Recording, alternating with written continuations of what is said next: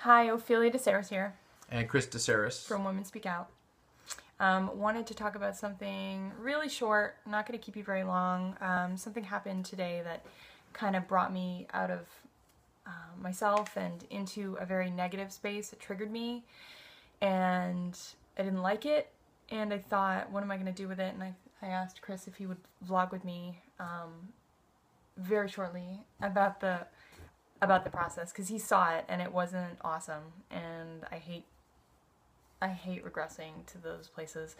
Long story short, I missed a deadline, and that deadline was really important to me, and that deadline was for an award that I've won consecutively, and it turns out because I missed this deadline, I don't even have a chance of winning this award again. So I'm not really all about awards, but I guess I am on some level, because I had a complete meltdown. I was crying, and I was angry, and I was using negative words about myself and putting myself down. And Chris actually had to stop me and say, hey, I'm seeing this. Are you seeing this? And I didn't even care that I was seeing, I didn't care. I had to go through that.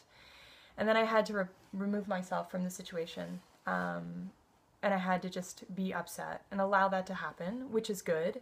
But also ask myself, why am I so upset about this? Like, it's just an award. Why does it matter? Why does this matter so much to me? Like, I know what I do. I'm confident in what I do. I have feedback that's really positive about what I do. Why is this so important to me? And I realized in that outburst, like a 3-year-old tantrum, it really was something to see, something that I'm not proud of, that I wasn't angry. I was just really sad, and I was trying to figure out why I was sad, and then it came back to my past experiences, my need for validation and never getting it, and always having the pressure of being the straight A student, or being the best person, or number one, or could never do any wrong, or would never get any sort of positive love, and it's really hard to admit, especially when you're an advocate, and especially when you've done so much work and are in therapy and have worked the steps and read the books and are leading what you hope is a healthy life. And then to be triggered by something like that, and for it to bring you back, and then all the negative words and the self-doubt comes. So I wanted to talk about it because I'm sure I'm not alone. I know I'm not. One of the things that what I noticed was, when it was all happening, is you're very competent in what you do. You're very good at what you do. But as survivors, it's very easy for us to get off center, to lose perspective on who we are, and just to get off track over things like awards. Because the award, for the business that you do and how great you do it, it has very little effect on that. But it can affect us. It can come, it can affect us greatly. Because, and for me, a lot of times in the things that I do that I feel like I'm very good at, I could feel very incompetent, feel like an imposter in what I do. And it just takes like a thing like this To throw you off. Yeah, or a person that comes and questions you and questions your competence, and you question everything about yourself at that point. Yeah. And you don't even realize it. Yeah. I mean, I emailed a couple of my close friends and I said, look what I did. Like, I totally forgot this deadline. And they're like, hey, crazy pants, you're totally awesome sauce. Like, you don't need this award. What are you talking about? And, they bring you back. And it's based on this little space within ourselves where we feel like we're not worthy. And when something touches on that, it just like blows out of control. And that's not who I am. Like, that's not who I work to be. But it really is something that, I mean, I hate when it happens, but when it does happen, I try to stay as present as possible and acknowledge it and tell y'all.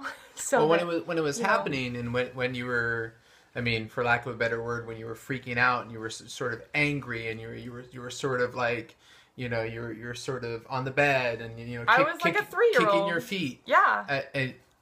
I just try not to respond to it because Like a 3-year-old. for me, it comes from a serious place. It comes from a legitimate place.